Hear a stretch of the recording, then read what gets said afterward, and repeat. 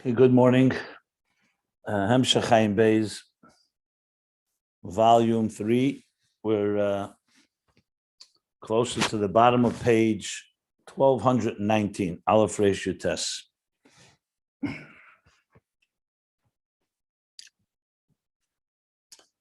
Okay.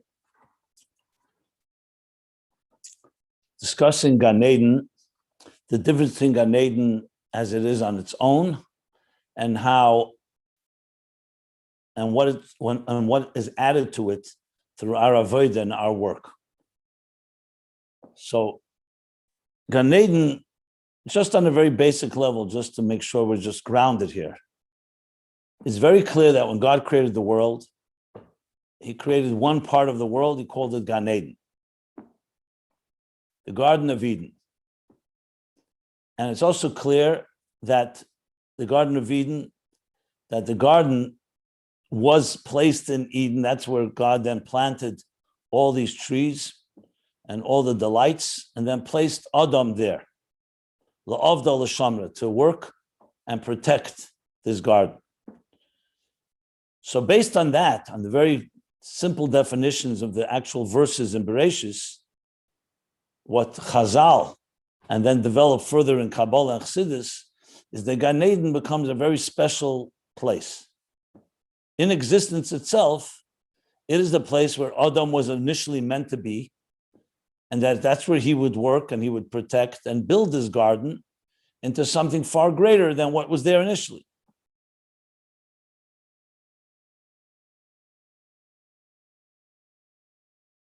So now, in simple terms, it means that the garden was the place that was already a garden before Adam came there. But it would be Adam that would make sure that he keeps this garden, tends to it, and makes it blossom and grow. What is that on a broader sense? Gan Eden becomes the place, both in the beginning of creation and forever, that spiritual environment where, on one hand, it's already a higher level than the rest of existence, but it's also the place that through our work, we increase and in abundance more Gilui Hashchina, basically the revelation of the divine presence. Now, the divine presence was there right in the beginning. It was the sin that ultimately created that dissonance and disparity that would cause the human being to have to be banished from Gan Eden. But that doesn't mean Gan Eden disappeared altogether. It just remains in a spiritual state right now. And the physical world doesn't have access to it with our own eyes, but still, when we say neshamis reside in Gan Eden before they come to this world, that's the place where they belong. Then they come to this world, and through their activities and their maisim tevim and their good deeds and Torah mitzvahs and kabbonis and everything we learned, they increase and make Gan Eden grow and in turn benefit from that. So after Me'ev Eshem Sham, when a Shama returns to Gan Eden, it can benefit from all the work that it did. But that doesn't mean that Gan Eden on its own doesn't have special qualities. And that's what we're in the middle of discussing. Now, the word tainug is vital here because Keser is tainug, pleasure or delight, and Gan Eden is a place of pleasure. That's what a garden is about. So now, with that in mind, you keep in mind, then Gan Eden plays a role in the fulfillment of the very pleasure of which God initially created all of existence. It all started with the tainug b'melucha, or the isnasis atzmi, which we learned, that fundamental state of transcendence state, which in turn became a ratzon l'melucha, an active desire to rule, an active desire to create. And then came the actual creation process. So from Keser Malchus to Malchus Sheba Malchus, and in between the whole design and plan about it, all originates in pleasure. So Gan Eden is the place where the pleasure radiates. The rest of the world, you don't have the Gilui HaTainug quite as much. What focused more in the rest of the worlds outside of Gan Eden is the actual functionality of creation. But in Gan Eden, you have also a taste of that higher form of pleasure or delight, whatever word we want to use for fulfillment, contentment. So now, taking all that in mind, we go back to the whole discussion in the last few pages where he said, asked the question on page 1213, he said that Gan Eden is the Gilead of Atzilus and Beriyah. But from Atzilus to have Atzilus and Beriyah, you need a filter, a parsa, a partition. And he asked the question, so he hasn't yet directly answered it, even though the answer is beginning to emerge. But he said the following: and now we understand the flow, because the Ani Rishon v'Ani Achron is teaching us the whole picture from Keser Malchus all the way to Malchus of Malchus, which then in turn is bringing it back now to Gan Eden, where we are on page 1219. So Gan Eden was I'll take questions. I will take questions. I'm not going to answer questions now. I'm middle of summing it up so everybody can hear the flow, and then I'll take questions afterwards. Okay, so now on page 12, that's essentially what I just said summed up, was from page 1213 through page 1219. So then, through 1218, I should say. And then he began to talk about the Mata Tzarech Lahav and Inyan HaGan Eden. So he says Gan Eden is the neshama's benefiting and delighting in the Shiva Shechina, which was created by the Maisim Tevim, by their good deeds. So then he asked the question, which the good deeds like Neris are like flames. Ner mitzvah creates a light, it generates light in Gan Eden. So he asked the question, if that's the case, Gan Eden was created prior to existence. So what does it mean that Gan Eden was created through mitzvahs? So he's already answered this question, which we've learned, and I'll sum it up now. He goes back to Gan Eden, and I'm going to first spell it out now on the Kabbalistic level. It's Binah Sheba Malchus of Atzilus. So the rest of the world, in other words, Gan Eden is a special place, a Garden of Eden on earth. The same thing in the spiritual worlds. Gan Eden is a particular level that's unique from all other levels. Other levels come from the Zayin Tachtenes, the 7 lower spheres, Chesed through Malchus, and more specifically in the He, and even more specifically Malchus Sheba Malchus, which becomes the Keser of Biyah. So it comes from the 7 lower levels of Malchus of Atzilus, which are rooted in the 7 lower levels. And Masenkin, by contrast, Gan Eden comes from the Gimel Rishenis, the first top 3, which manifest in Binah. Binah is the main place of Binah of Malchus of Atzilus, which encompasses Keser Chochma Binah of Malchus of Atzilus, becomes the Keser Chochma Binah and the Binah of Beriyah, whereas the rest of the world, the Zayin Tachten, is the 7 lower levels of Beriyah. This is the 3 top levels, and primarily in Binah. That's Gan Eden on its own. This, as we'll soon see, this is Gan Eden on its own, called Shviyah, the 7th level.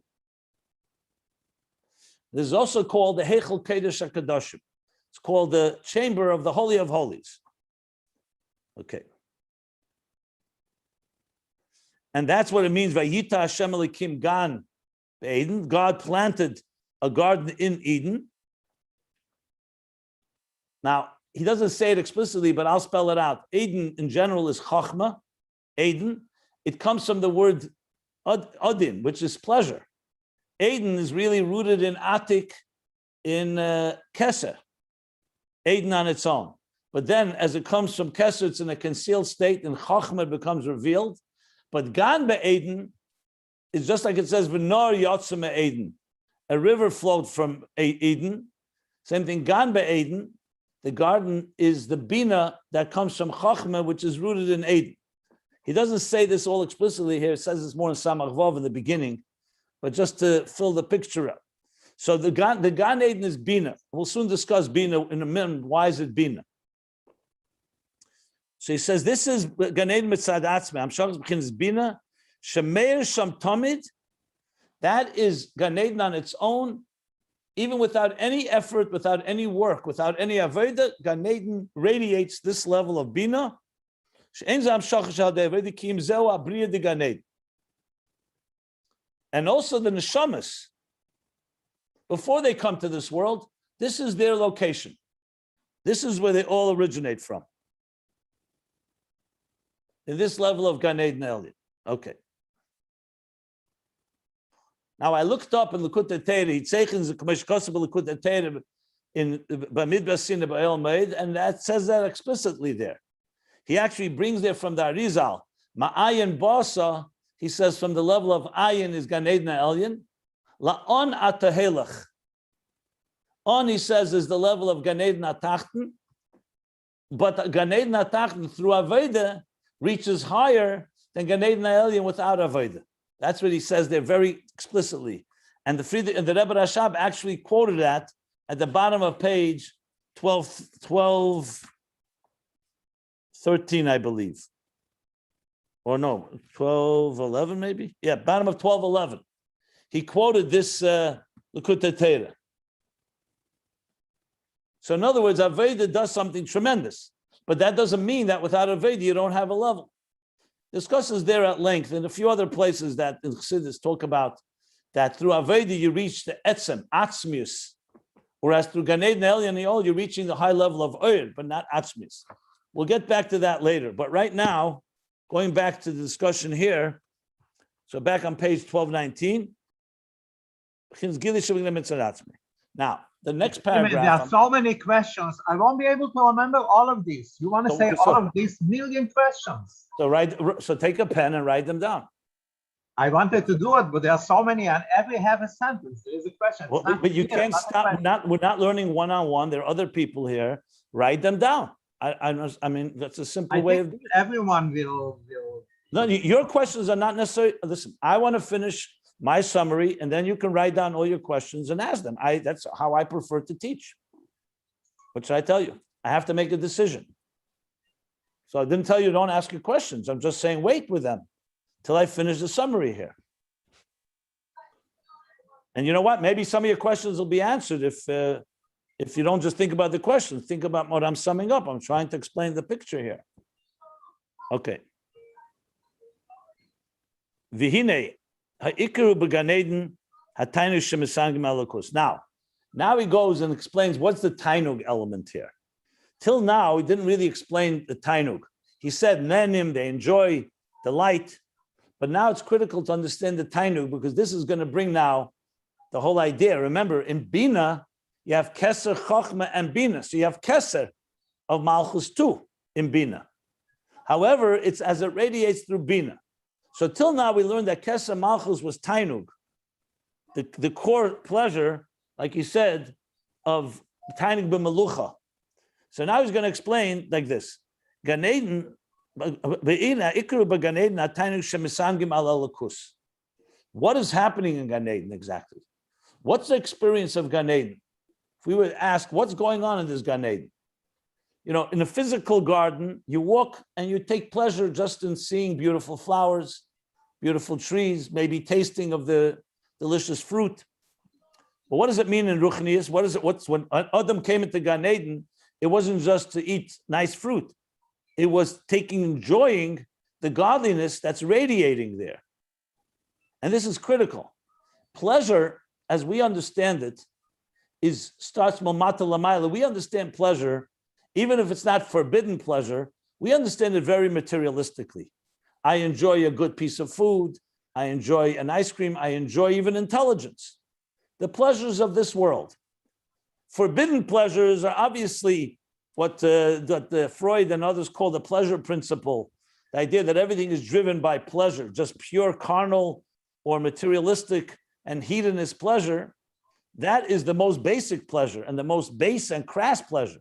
But even pleasure on its own, regularly, even if it's not that crass or lowly, it's still basically physical pleasure. The truth is, the root of all pleasure is the pleasure in the divine. Tainug belakus, the ava betainugim. Tainug and elukus. Now, for us, it's a foreign concept because we don't begin with pleasure in God.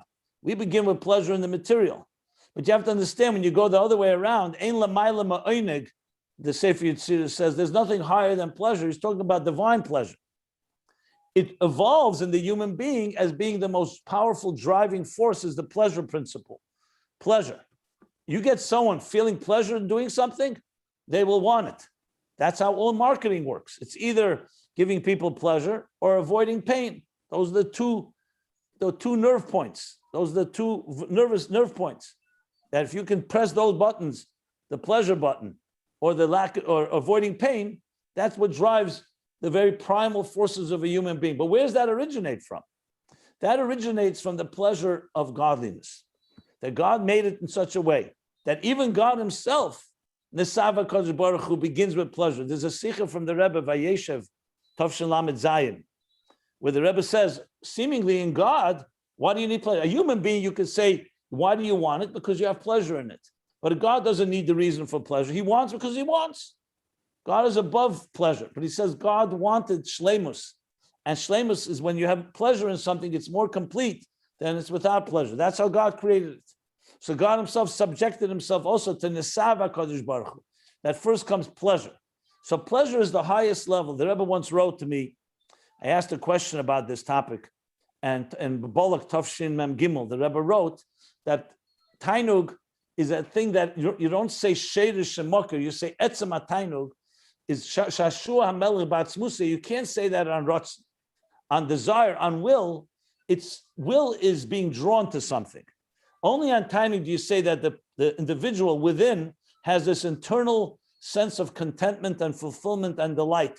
The deepest level of contentment and fulfillment and delight and pleasure, Shashua Melech Batzmuse, which means the delights of the king within himself, not with anything else. Like we spoke earlier, Asnasus Atzmi, connected to Tainug.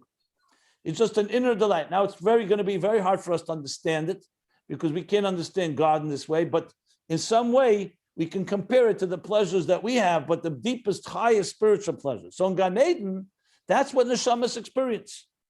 And what level is Tainuk? Keser sheba Malchus. Keser has two parts, Tainuk and Rotzen. So it's the Rotzen va Tainuk b'melucha. Focusing on Tainuk right now. So he says, "V'hainu da'am shacha began Eden b'chinas haKeser rak shezeu k'moshe mislabish b'Binah." So that's that the Gan Eden is Keser, but as Keser comes through the lens of Binah. Now, why do we need that? So how do the neshamas experience delight and pleasure in Gan Eden? Not just by walking around and enjoying God's beauty, through understanding godliness. When their minds comprehend the awesome nature of the reality of the divine, that causes them pleasure. And I'll explain that in a minute. One second. Yeah, that's where we stop, more or less. So let's talk a moment about that. Then I'm going to stop and I'll take any questions you like. So here's what he says now. The fact is that the Tainug Atzmi, the core pleasure of the divine, the Sava Kodesh Baruch Hu, let's say, or the Tainug Atzmi that he talked about in the previous page, where he could Tainug B'ki Mater Mitzvus Ubadir B'Tachtein. Okay, Keser Malchus. So when he spoke about that,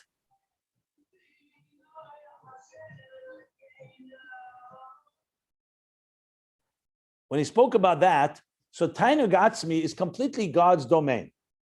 How are we supposed to access Tainug Atzmi? How can we, meaning the neshamas, that are already an entity that's not Atzmus, as much as they are rooted in the highest levels of the divine, it's not Atzmus. Atzmus is Nasus Atzmi, as we said, is even higher than the nation, than the people. One second. Yeah.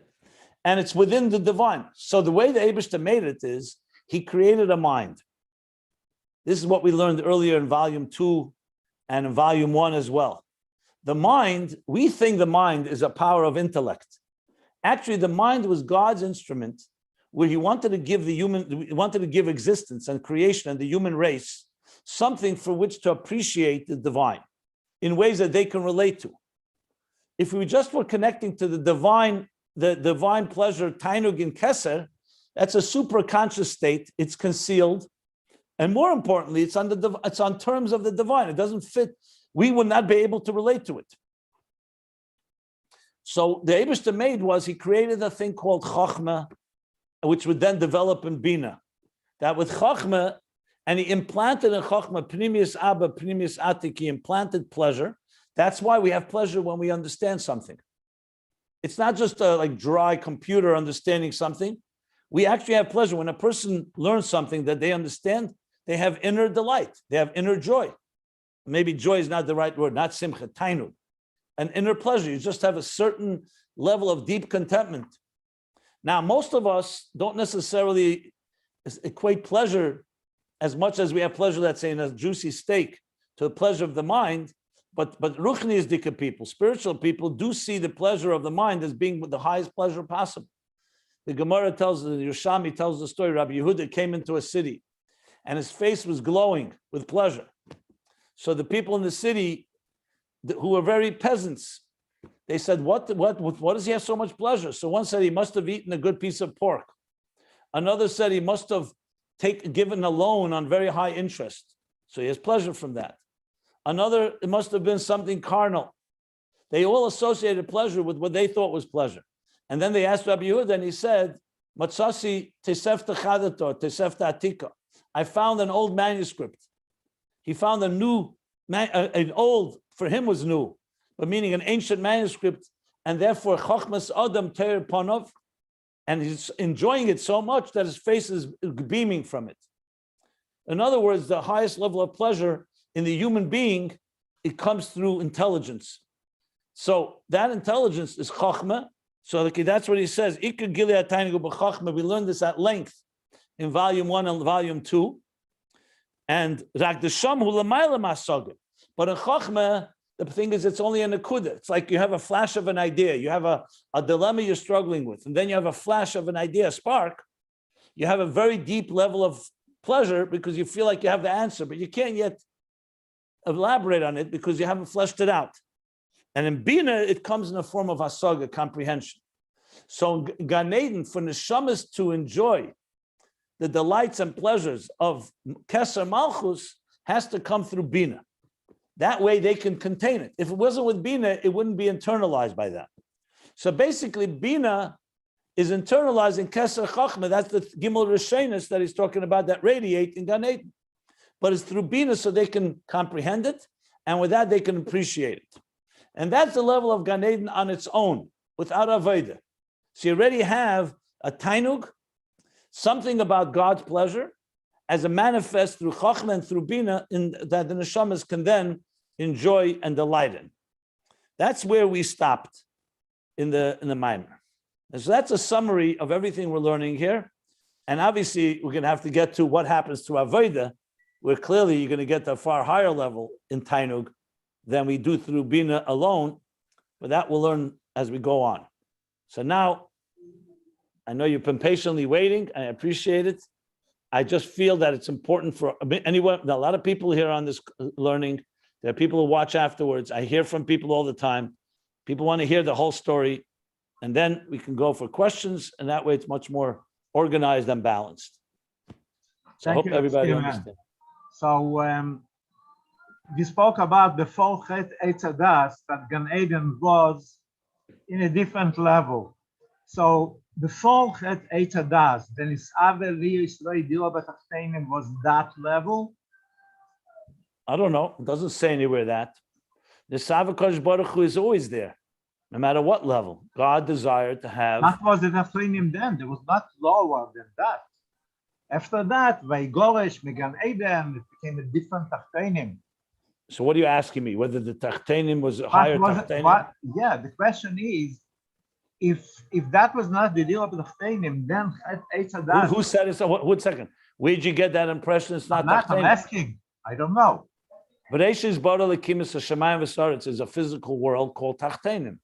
It's just a question of what level of Tachtenim. after Golas So buys. my question is number What- one. Was it? The answer is very straightforward. Tachtenim has many levels. There's the general world, the lowest world, Asiya, Gashmius. The physical, material world is Tachten Shein Tachten Lamata Memenu. As the Alter Rebbe continues, it can get worse. If people do sins, if you have a Holocaust, if you have a destruction of the Beis Hamikdash, if you have a catastrophe in Surfside, you're asking me whether Tachtenim could get darker and darker? Yes, but it all begins with one Tachtenim is that God concealed himself. It's Tzimtzum Harishin. He concealed his presence from this world.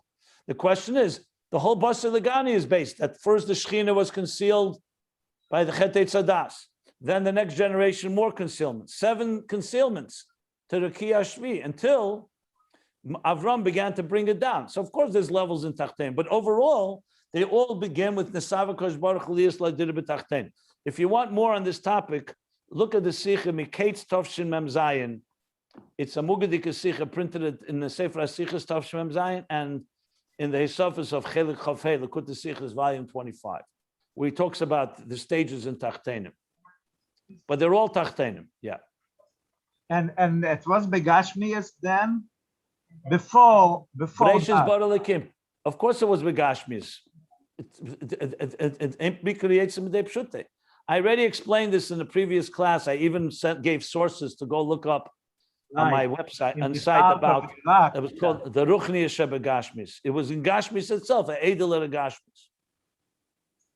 And you also said that Eden is Chochma, and you explained that the whole entire of Gan Eden is coming from Binah, and Shvi'aso is Binah. So that means that we need, like we said before, Keser Chochma, then becoming to Binah, which is the Gan of Eden, not the Eden itself. I'm correct? I just said that before, yeah. Yeah. Gan Eden. The Gemara says that Gan L'chud, Eden L'chud. It's 2 levels. V'noho Yaitze Mei Eden. Lahashko is Esagan. Correct. Nor is Binah, and Gan is Binah, yeah. You mentioned something which I didn't understand. That okay, but you listen. Maybe this is the last question. Gan Eden Atachtoin is higher than Gan Eden or Elyon. Only through Avodah. Okay, thank you. Sure. Okay, good. Anybody wants to clarify anything? Any questions?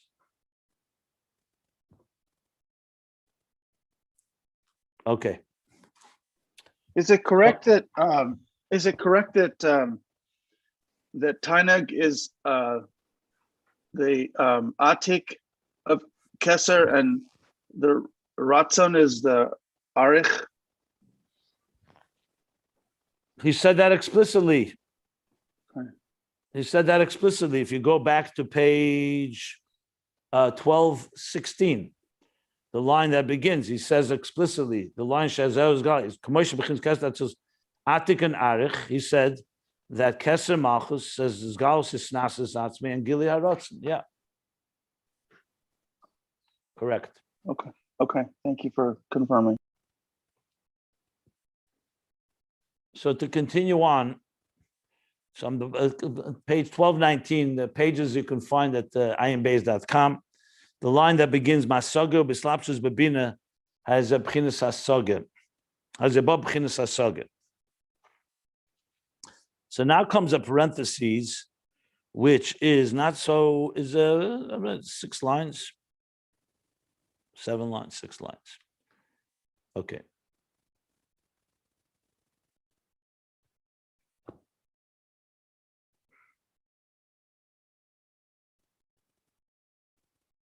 So let me reiterate again.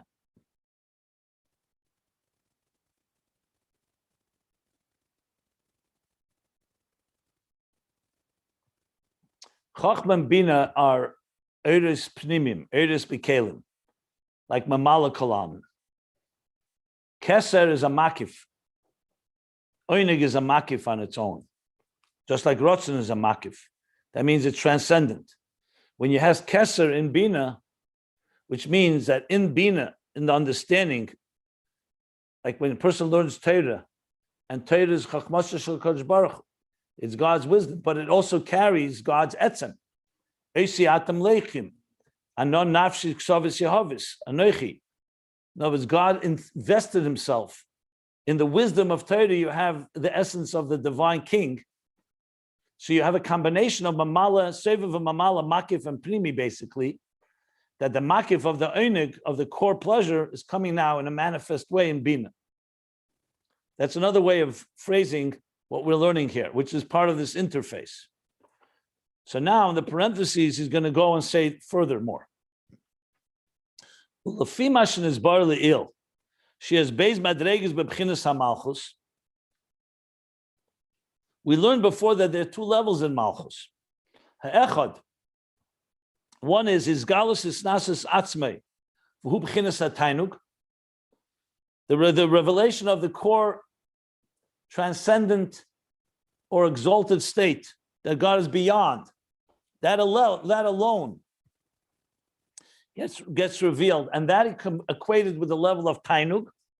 That was explicitly stated on page 1218 in the second parentheses, the second yesh lemer. There were three parentheses of yesh lemer. Yesh lemer shezeu inyan echad im atainug b'melucha. So it's not isnasis alam. In other words, connecting that core inner pleasure that God on his own terms has some form of inner contentment, pleasure, fulfillment, delight, whatever word you want to use, that is the first level of Malchus, Nasis Atzmi. Beis, Rotzen Hagoli. The second level is that there's an active desire, a revealed desire for Melucha. And that's still not actually ruling and governing. But you have the inner pleasure for it, Nasis Atzmi, and then the Rotzen, which again he explained on page 1216.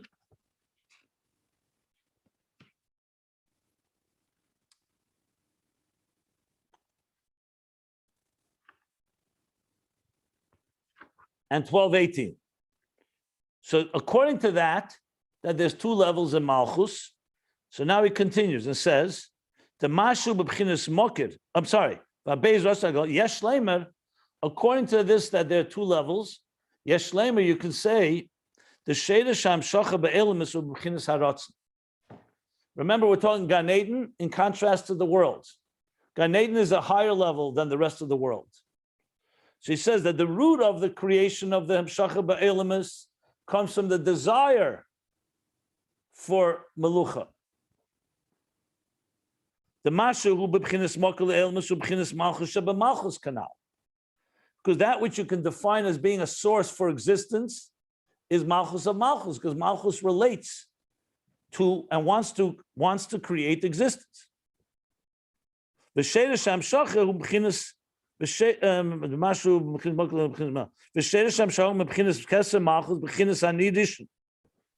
and where's the root of that?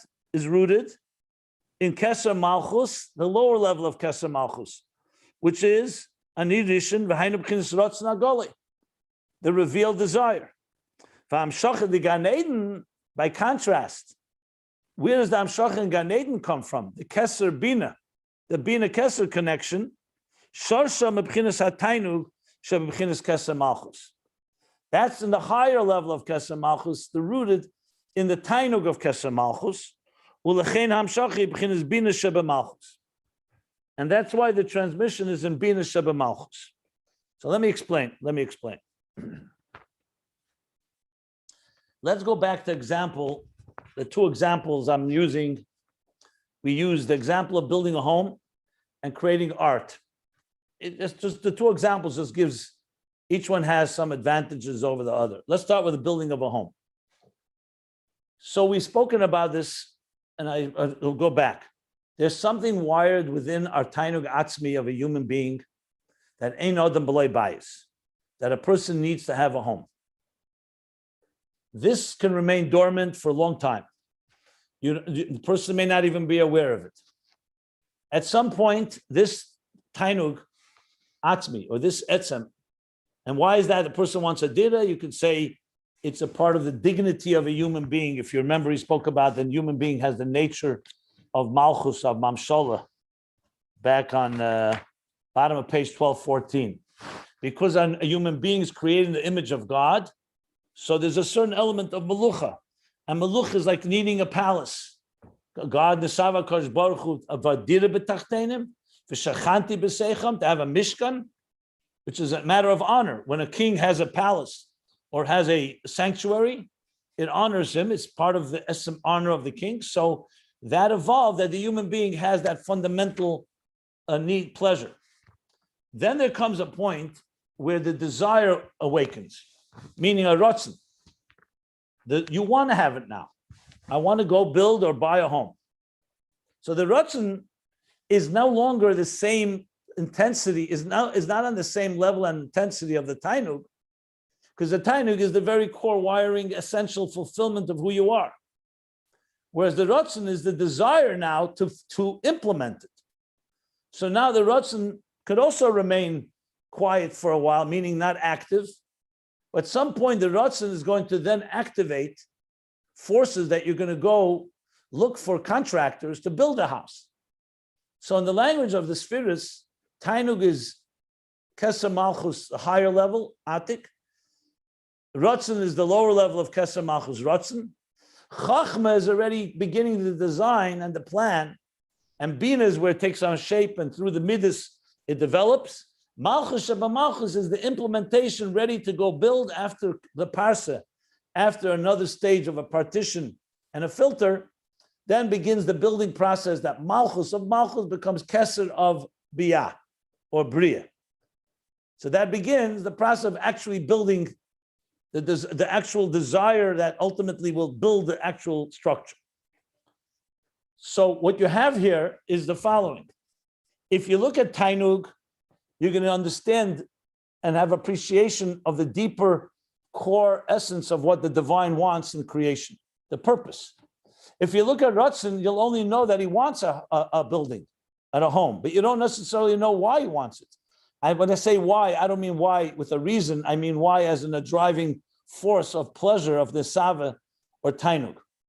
So what he's saying in this parentheses is that when you build existence, when you build a home, so what's relevant to the people who are actually building the home is the ratzon. When you go hire the architect or the contractor or whatever, they don't need to know all the deepest, the innermost pleasure or the innermost fulfillment within you. They just need to know what you want and what design you want.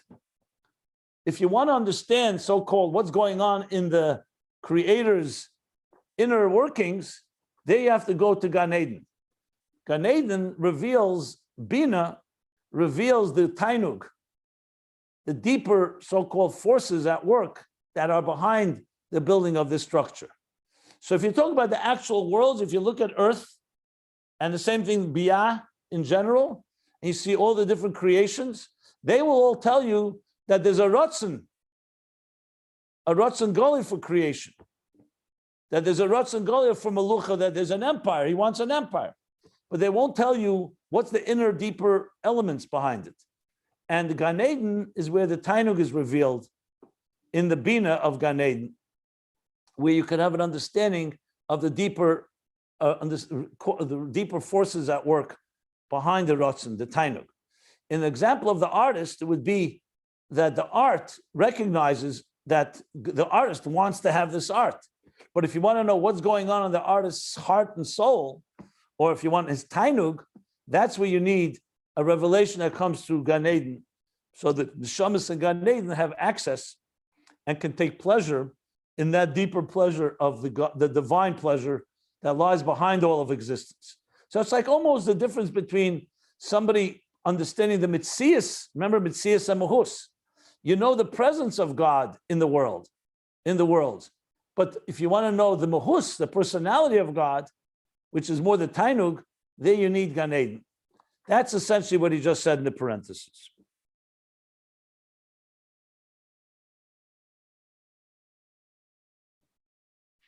Okay, anyone wants to ask anything on that or continue?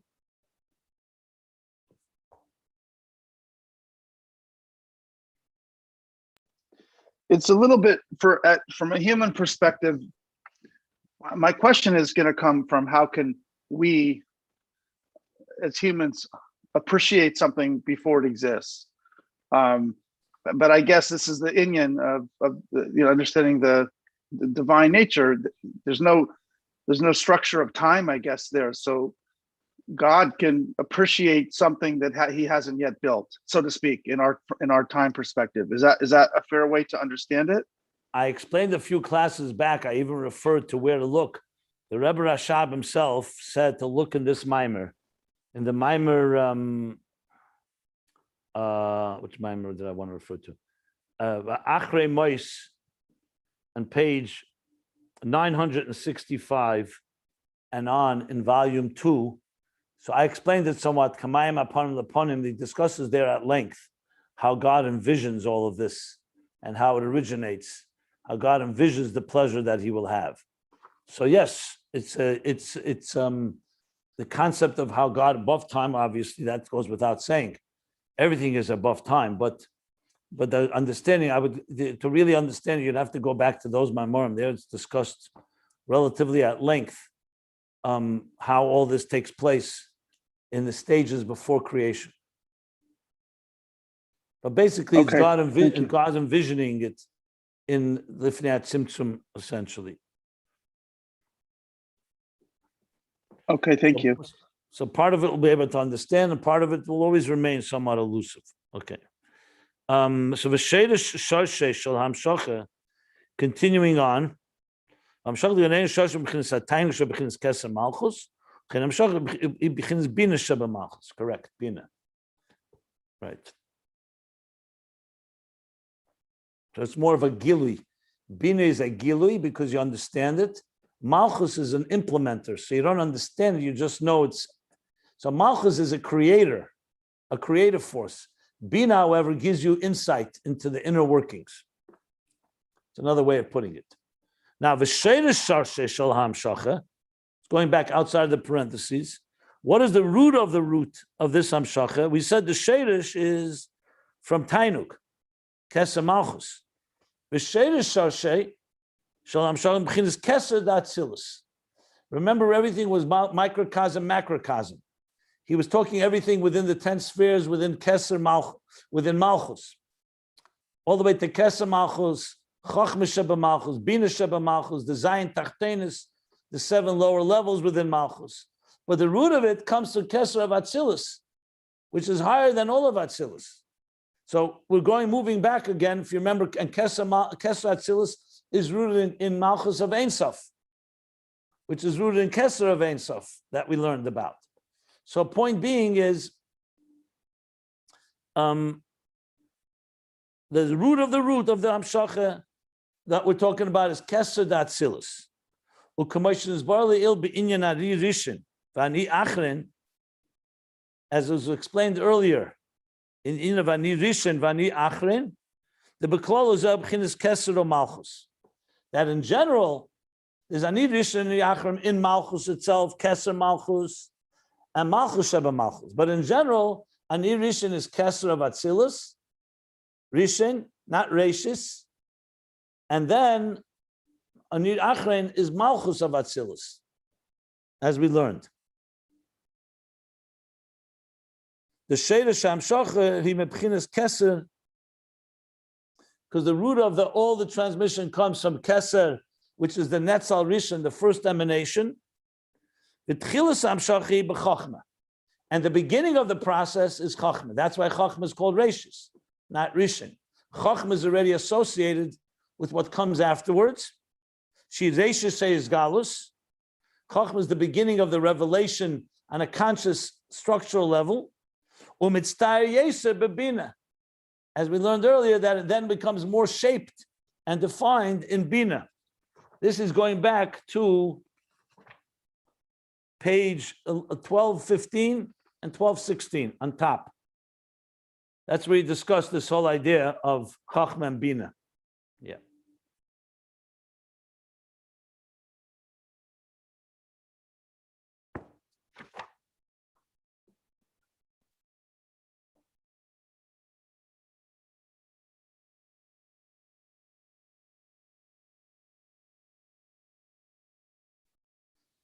So remember, one is the root of the whole process, and one is the beginning of the process.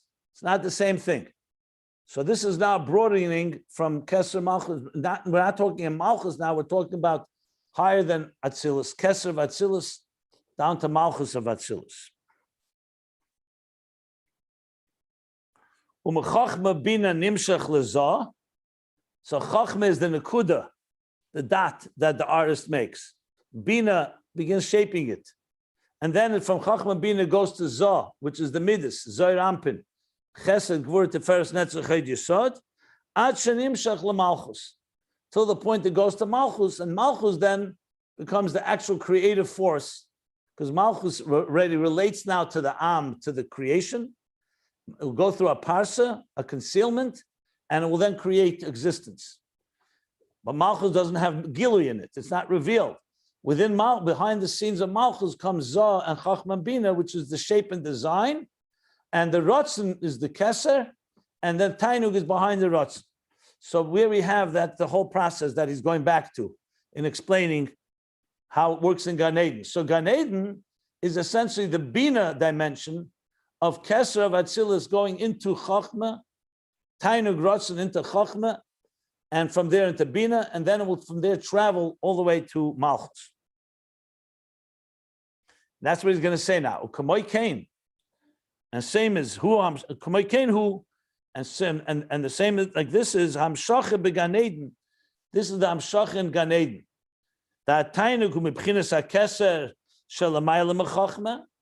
Tainug is b'chinas hakeser, the superconscious pleasure and delight that's higher than Chochma. Umislabish b'Chochma. It manifests in the Nakuda of Chochma. Commotion is barely ill. Dibra maskal sheftim. Hadalad. Page 1220, the fourth shaftim, because the Hemshech Ayin Beis goes through many times the different parshas. So the Maimer shaftim, the four Maimoric shaftim, is referring to the fourth one, which he says in volume 2, page 1110. So what does he say there? If I recall correctly, he talks there how it goes from Keser into Chochma, which he also discussed here. If you remember Nakuda, the two levels of a Nakuda, a dot that has no shape and a dot that has shape, Rishon and Rashis. So, question about the Dibra Mashal Sheftim. Chochma Binah Nimshach Lezah. I'm on top of page 1220, the first line. And from Chochma Binah, he draws into Zah, Umizah Malchus. And from Zah, the Midas, it goes into Malchus. So, Gan Eden is the level of Binah, like he says. The Hamshach beGan Eden, Tainug mibchinas hakeser l'mayla mechochma, mislabish b'chochma, and nimshal l'zah mezah Malchus. So Gan Eden is Binah, Keser Chochma Binah and Binah of Beriyah that receives from Keser Chochma Binah of Malchus of Atzilus, which clearly now is receiving Keser Chochma Binah of Atzilus itself. Yeah, that's what he's saying here. Okay. Any questions? Everything clear? We started, part of this, trying to understand how Atzilus could emanate in Beriyah, in the creation. Is this kind of are we now starting to answer that question? How can something that's Lifnei HaTzimtzum begin to manifest itself in something that's after the Tzimtzum? Is what we just read connected to trying to begin to answer that question? It's already answered to some extent, but he's going to spell it out more. We're not finished. But we're getting there. We're in the middle of learning about it, yeah. Okay. Is Tainug revealed more in Binah or in Chochma? It depends what you mean by revealed. Internalized, more in Binah. Pure intensity, more in Chochma. Because Chochma is only an akudah. Chochma is like a flash. It's like when you have, let's say, a dilemma. you've been struggling with, and then suddenly you wake up, you say, I have a solution. So that moment, intensity-wise, is a very deep pleasure, but it's not developed, it's not internalized. So we learned this earlier. Chochma, everything is more intense, quality-wise, but it's very concentrated and not developed into a specific detailed thing. So Binah is really where you can call it hasaga. Chochma would just be like you hear something, wow, that was amazing. Binah is where you could say, I really understand it. But in Gan Eden, we have Keser, Chochma, Binah of Malchus goes into the higher level of Binah, right, into Gan Eden. Binah is the primary, the operative force in Gan Eden is Binah, because if not, the neshamas won't comprehend it. They need a comprehension. They hasaga. That's what he calls it. Yeah. So that hasaga, besides understanding perhaps a more essential nature of Elokus and the nature of God Himself, is it correct to say that this is part of what it means if you get to Gan Eden, your neshama, and let's say it has a high enough elevation to begin to bask in this kind of divine energy or divine light, that in addition to beginning to understand more about or become a part of the nature of God, then also because you're seeing how these things unfold, apparently in Gan Eden, you can see this flow, it sounds like, it becomes revealed. You can understand it. That's the hasaga and that's the Binah. That essentially you begin to understand why the world is the way it is, which of course is one of the biggest questions human has. Why do all these things happen? And we get to Gan Eden and you see this unfolding, this flowing down of divine energy. In a sense, in addition to getting to understand the nature of God, you actually begin to understand why the world is the way it is. Is that correct? Not necessarily. It doesn't say anything here about it, and that's another discussion. Whether we will understand why the world is the way it is. We definitely understand the deeper workings of God, but He doesn't explicitly talk about understanding. You mean like understanding why there's pain and suffering? Things like that, yeah. I don't know. Not necessarily. Could be, could not be. There's no indication here one way or the other. So it seems like this is an unraveling of creation. You're upward, like you say, it's an unraveling of the creation process. Yeah, but the story is not over. He hasn't discussed yet what happens through Avodah. So maybe I would wait till we hear the whole picture and then we can see what each level reveals, because we're still talking about Gan Eden on its own. There's now the whole thing with Avodah, what Avodah does. So I would wait before coming to any conclusions on this. Okay, thank you.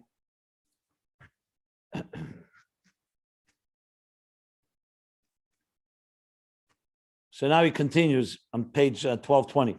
V'zeu de'isa b'medrash Rabbah al posuk v'natatem mitchilas. And the posuk v'natatem that I planted. So the Medrash Rabbah says, mitchilas Beriyah shel in the beginning of creation of the world, lo nisasa HaKadosh Baruch Hu el b'mata tchila. That God was not involved only in planting, sowing, netiyah, from the word v'natatem, planting. Shenema v'yita Hashem elikim gan. Like it says that God planted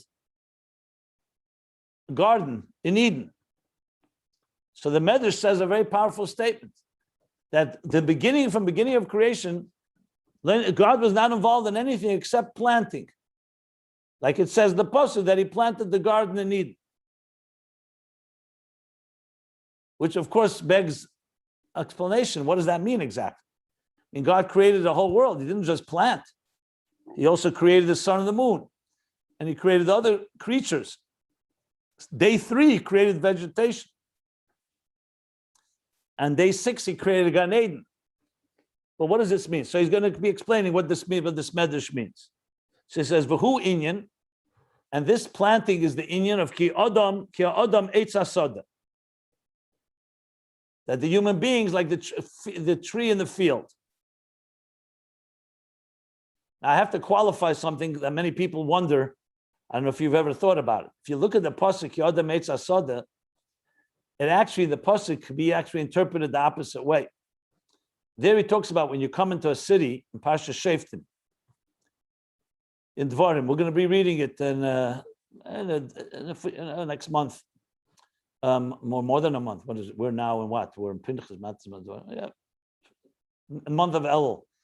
Anyway, the pasuk talks about coming into a city, conquering a city, and says, "Do not destroy a tree that grows." And he says, "Ki adam eitz hasoda." So everybody thinks it means because a human being is like a tree. So you don't, just like you wouldn't cut down a human being, you don't cut down a tree. A tree is a tree of life. But actually, the verse there means the opposite. I believe, if I recall correctly, maybe someone can remind me, the pasuk is saying in more is a human being like the tree, like a field of like a tree in the field, like he actually is separating a human being from a tree in the field. Am I correct, Rav Shleima?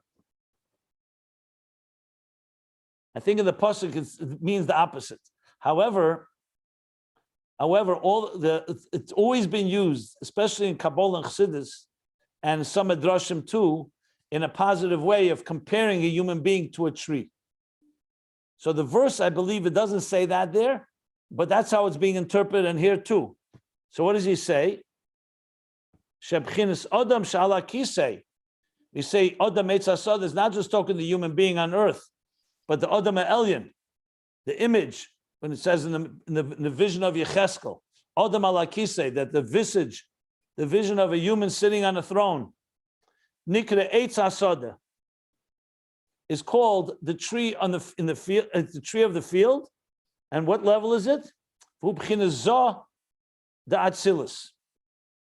Because Zah, Midas, is always compared to growth. The Midas, Gidul HaMidas, the Midas grow, they mature. So Zod Atzilus is compared to a tree, the tree of the field, which is Adam al Kisei. So basically, it's continuing to explain what does it mean that God is involved only in planting, in basically planting trees. Like it says elsewhere, im Ayin. So it says if it has a tree or im Ayin or it does not. Says Chassidus Taichus im mekabelas mebchinas Ayin de Keser.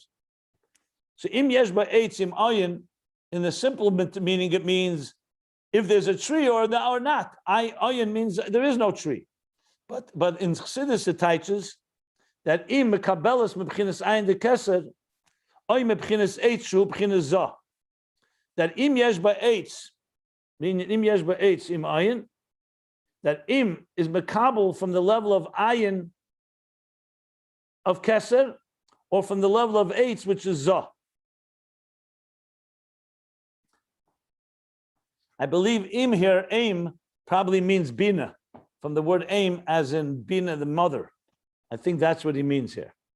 So basically, let me just read this again. In im yesh ba'etz im Ayin, shazau im mekabelas m'chinas Ayin de Keser. Okay, aim, the im of Binah receives from the Ayin of Keser, or from the eitz of zah. That doesn't make sense. How could im receive from the eitz of zah? Yes, but is im Ayin. So im kabal m'chinas Ayin, so m'chinas eitz.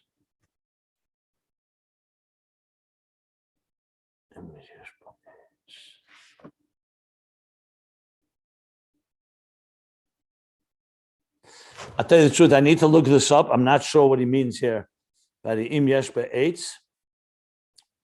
First, I thought he meant there's makabel.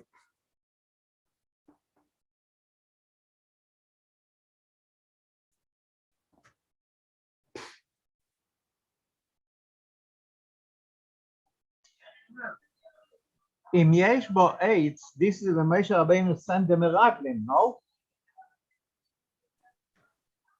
I don't remember, but I'm looking at the, I'm trying to figure out what the. Im yesh bo eitz im ayin.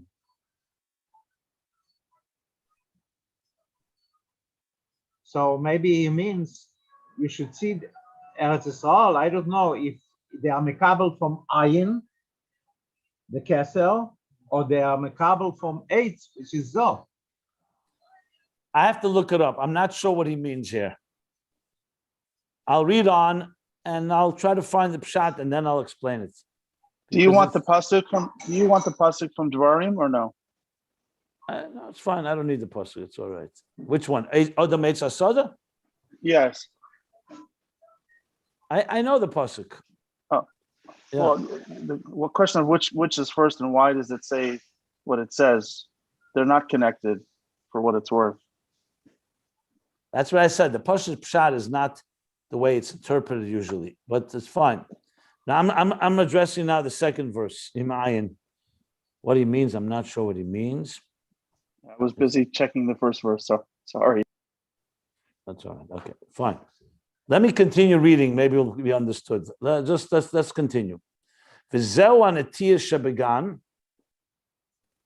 and these are the plantings, the things he planted in the garden.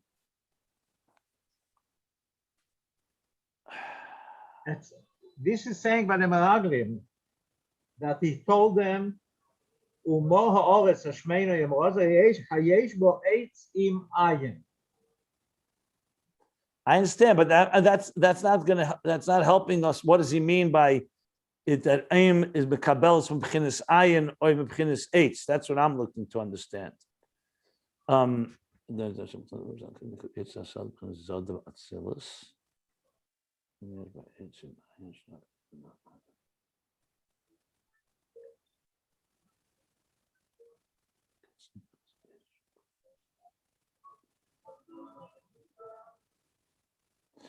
Let me just read on, and we'll see. I'll figure it out shortly. These are Natiyah Shebegan. The Chochma. The root of Amshach is Eden, the Chochma, like I said before, Chochma. Binah. The river that flows out of Eden is Binah. That's drawn from Chochma, good. Eden Keser. Okay, he's saying now what I said earlier in the beginning of the class. Eden law, the higher Eden is Keser. Keser. The root of it is from Keser. From Keser it goes to Chochma, which is Eden Stam. The Nar Yotzim Eden is Binah that comes from Keser.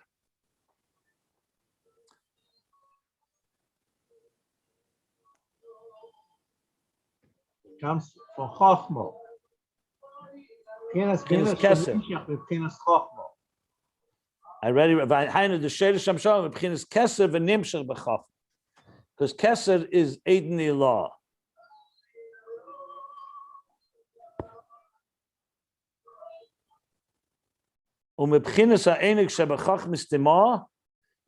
Malchus, and from the Einig of Chochma Tima, which is in Keser, it's Nimshach in Malchus, and Gan Eden Elyon the Beriyah.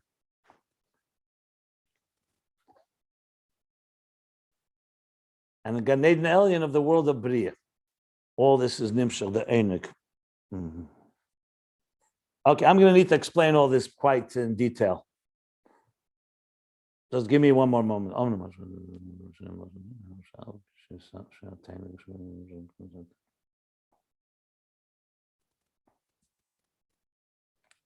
Okay.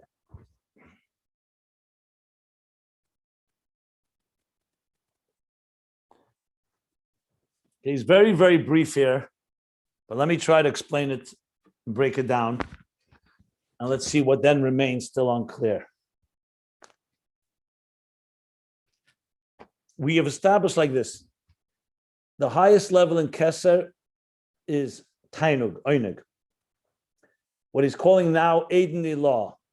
Eden. Eden comes from the word pleasure.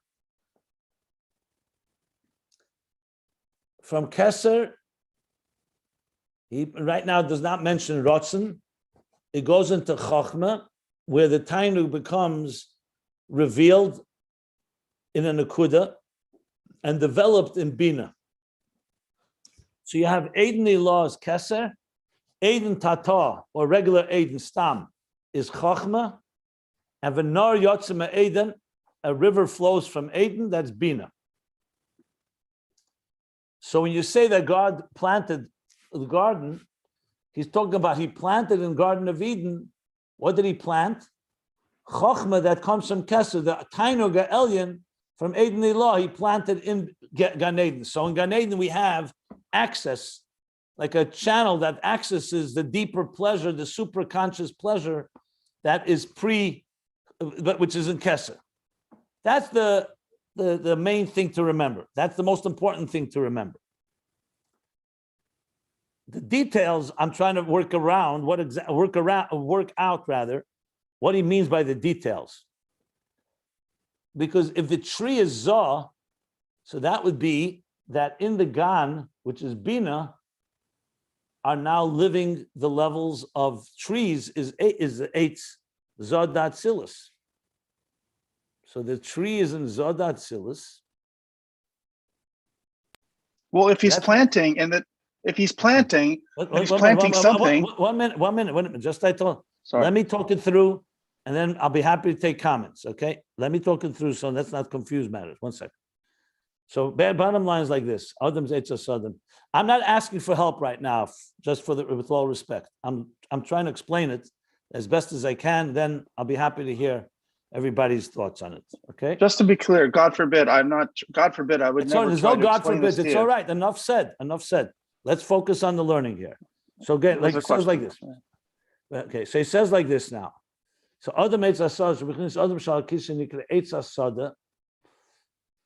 If the Gan is Binah, okay, Gan Eden Elyon is in Beriyah. That's Binah of Beriyah. What's unclear to me is since Gan Eden Elyon is in Beriyah, which we know is rooted in Binah, and Binah is drawing from Chochma and Keser, so that's why it has Tainug in it. That's the root of it. Like it says, Sheirush Hamshach is from Keser of Atzilus. The question is the tree preceding Beriyah? The tree is in Atzilus, but then, and it's drawing from Ayin of Keser and from Zah. Okay, it's clear to me I got to look into my Marim that talk about the im Ayin, because I understand exactly what he's referring to when it's talking about the context of how Gan Eden Elyon, which is Beriyah, receives from those levels. But it sounds to me like right now is as follows: that there's Keser Chochma Binah Atzilus Einig radiates there. The Eitz is Zah, and all of that then draws into Malchus of Atzilus, where it's all created. And in Malchus of Atzilus itself, you have Keser Chochma Binah and then Zah in Malchus, and that will become the root of actual Gan Eden Elyon in the world of Beriyah. That's clearly what it says here. The thing is, some of the details of the psukim are not so clear to me, but that's definitely what he's saying. Zeh Netiyah Shebegan, the Sheir Shem Shach is Eden, right? Binah Nimshach Chochma comes from Keser.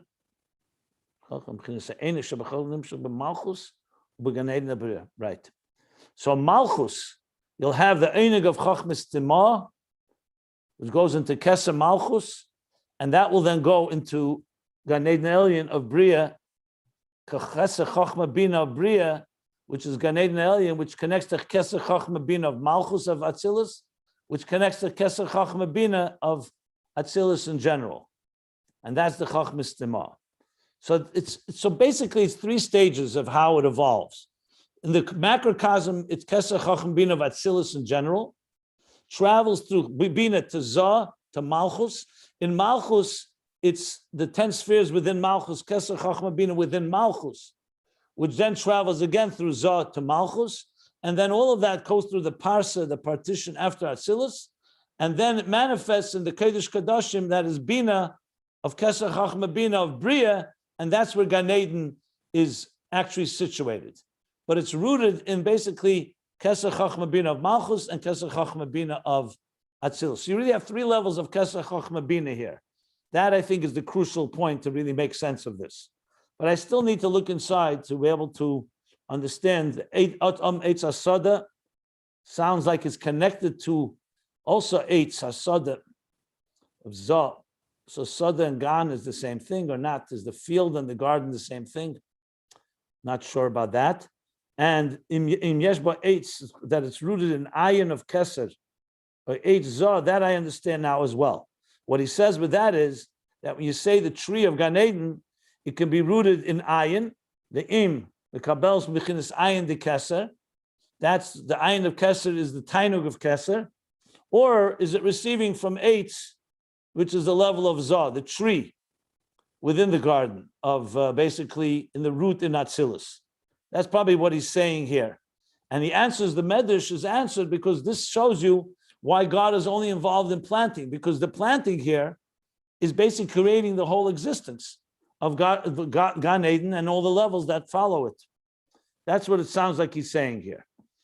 And then he's going to continue on. Omnom.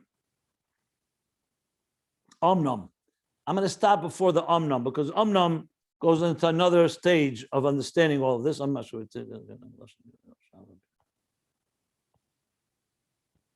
yeah.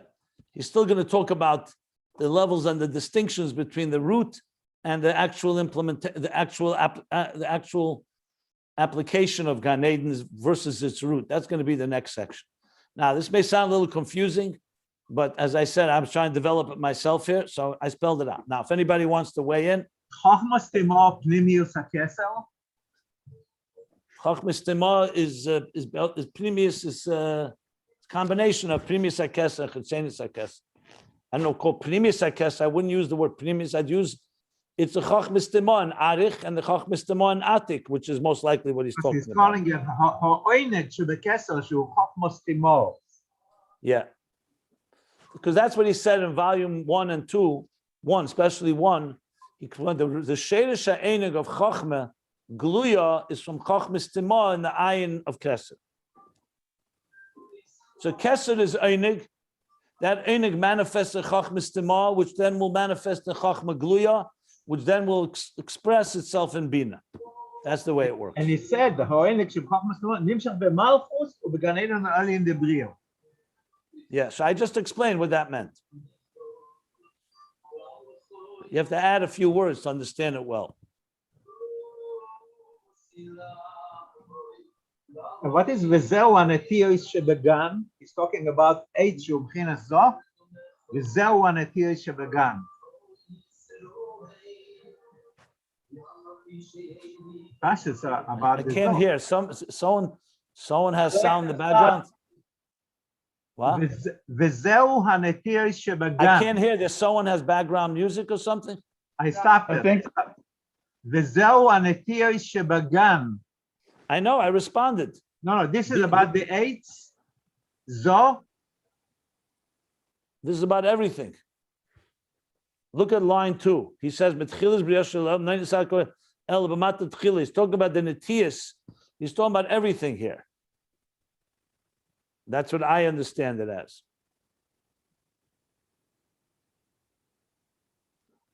Anyway, I'm going to review it again myself a little more patiently, and I'll come back with more elaboration. I gave a bit of elaboration as whatever I understand right now, but I want to read it again. I want to go back to the sources. The Tiyah Shebegan sounds like all the different levels, going from Einig of Keser to Chochma to Binah to Zah to Malchus all the way to Beriyah. That's what it sounds like to me. But Eitz is definitely Zoh, because he called them Yesh Bo Eitz Im Ayin. That means that Eitz is not Ayin. Eitz is Zoh. He said Eitz Hadash Ubchina Zah Atzilus. He says it on line 4 explicitly. Okay. Anybody else want to weigh in or comment or anything you want to say? Now is a good time. No? If anybody has an explanation for this, I'm happy to hear now.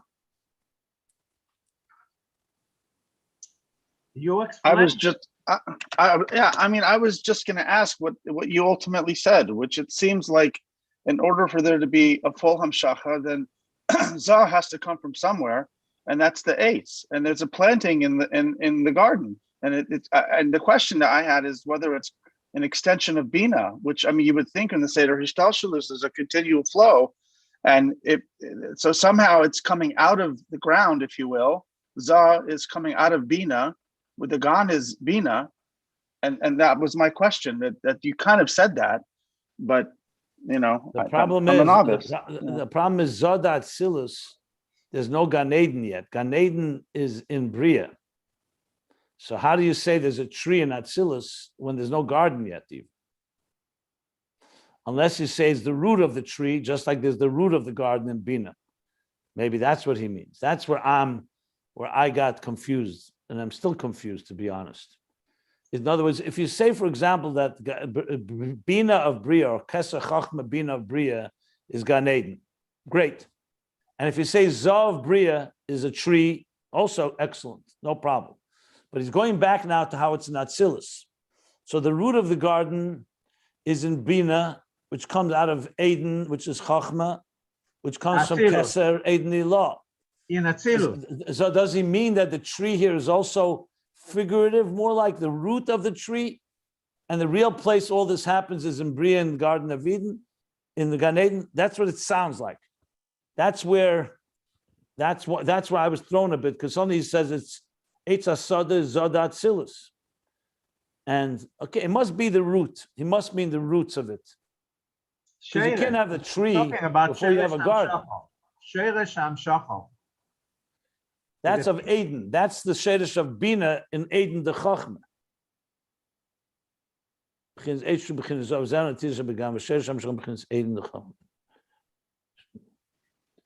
But on the page before, he's talking about Sheresh Hamshacha, not only about Eden. Can't the Chochma that's coming from Atzilus itself carry the Zah from Atzilus down into Beriyah? What's the question? How's that related to what I asked? Is there a tree? If there's a tree in Atzilus, then there's a garden in Atzilus. And we know the garden doesn't begin till Beriyah. That's essentially what I'm trying to get to. But I'm saying something different. I'm saying that if the Chochma from Atzilus brings down the Zah of Atzilus into Beriyah, then there doesn't need to be a tree in Atzilus. That it's coming down through the Chochma. But he says clearly, Eitz Asad is Zah Atzilus. He says Eitz Asad is Zah Atzilus. So unless you say it's the root of Eitz Asad. Anyway, as I said, I'll review it. I'll try to explain it best as I can. He's also saying V'sheresh Shoshe Shel Hamshacha V'bchinas Keser Atzilus. Yeah, that I know. Yeah. Okay. I from my end, we learned it the first time. Doesn't have to all be clear. That's how part of learning is, and we'll learn it. We'll get to it. Right now, I need to do a little more research on some of these verses and some of these explanations, Mokemacher, where this is explained more at length.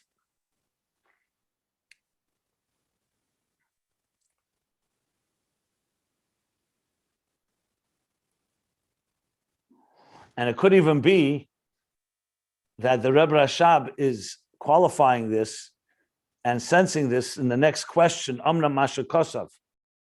Because he then says, Vayita Hashem Elikim, that again you have the expression Netiya, planting, but you already have the planting that happened in Atzilus.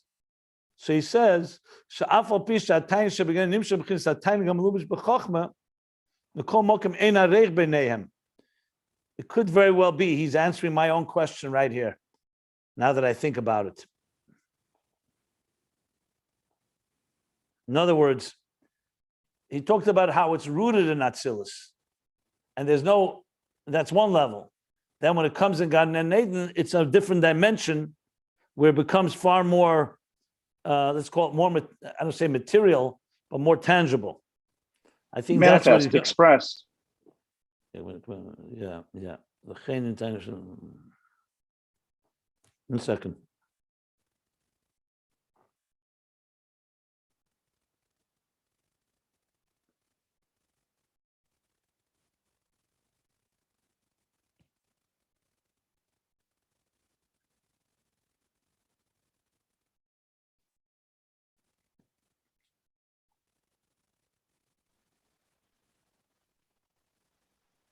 It refers here to mazel. Is that a nitzutz?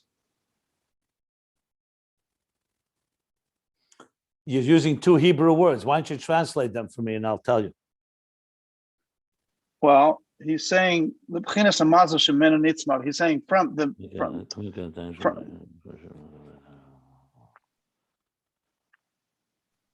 Okay. He's saying that the tree grows. I'm sorry, I'm not here to teach. You're here to teach us.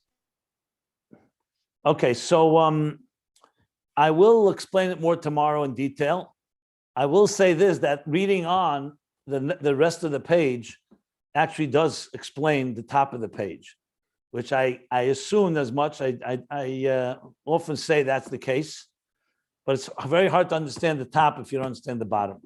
I'll just say one thing that maybe give a little clarity here. He's definitely talking about Gan Eden is in the world of Beriyah, where neshamas can benefit from the pleasures of the divine. It's in Beriyah, that's clear. But it's all rooted in levels in Atzilus. And even the word Eitz HaSoda here, he doesn't mean Eitz as in like the trees in the Garden of Eden, because that's in Beriyah. He means the root of it all. And what he's really saying is because he wants it to flow from Keser to Chochma to Binah to Zah, the Midas, to Malchus, and in Malchus itself, Keser, Chochma, Binah, Zah, Malchus, Sheba Malchus, then goes through the Parsa, that becomes Keser of Beriyah, Malchus of Malchus, the Keser, Chochma, Binah of Beriyah is rooted in the Keser, Chochma, Binah of Malchus of Atzilus, which is rooted in the Keser, Chochma, Binah of Atzilus, and that's all the levels that he's talking about on top of the page. Then he goes on to explain, and what happens in the garden is that he now, the Eibishter, just as he planted these spiritual levels in Atzilus, on spiritual level, now he's planting it all in the world of Beriyah, where it starts taking on more tangible and defined state, and that's why neshamas can benefit from it. And he's going to explain that Gan Eden is like an interface. On one hand, it's not Atzilus, because Atzilus, everything is Elikus, godliness. On the other hand, it's higher than the rest of the worlds, as we explained, that Binah, and it's higher. That's why it's like an interface. On one hand, it's not quite like Atzilus. On the other hand, it's not quite like creation. And it's going to serve as an interface between the pleasure of the divine, but as it manifests already in Beriyah in a way that we can relate to it. And he's going to give the example of the difference between an actual fruit and the taste of the fruit, as we'll learn inside more in detail. So it's going to be yesh ma'ayin of Atzilus, but not completely yesh ma'ayin. Okay. It's critical to learn further down, and that's going to help explain. I still need to go through a few things to understand the exact wording, but I think the point is what I just said. Everything is in the spiritual Atzilus level on the top of the page. And he's explaining how because I was bothered by a different thing. Once you go from Chochma to Binah, it seems like you go straight to Gan Eden. That's the root of Gan Eden Elyon. But he went on, no, he said, from Chochma Binah, it goes to Zah and Malchus, because they're critical in the planting process of what's happening in Atzilus. And then in Beriyah, it will be another type of planting that will turn it into a much more physical, or it's called created reality. Gan Eden Elyon. Okay. I don't know if this made sense to you or not, but I'll definitely elaborate tomorrow more at length. But again, if you want to conclude with any questions, I'm happy to answer anything. But that's the key to the next section here. Yeah. I'm sorry I interrupted you, Rabbi. I just am a very curious learner, and I was trying to figure it out myself. By all means, you can figure it out. You have all day today to learn it. Yeah, but God forbid, chas v'shalom, I would never try to tell you more than you know yourself. It's just that I was curious, and it was making some sense to me, but obviously you're caught on some details that I haven't understood yet. So I understand that, and I just wanted to apologize publicly for interrupting you. No need. That's all right. We're all in the middle of learning. Okay, so we'll stop here. Top of the page, 1220. We'll stop here. Okay.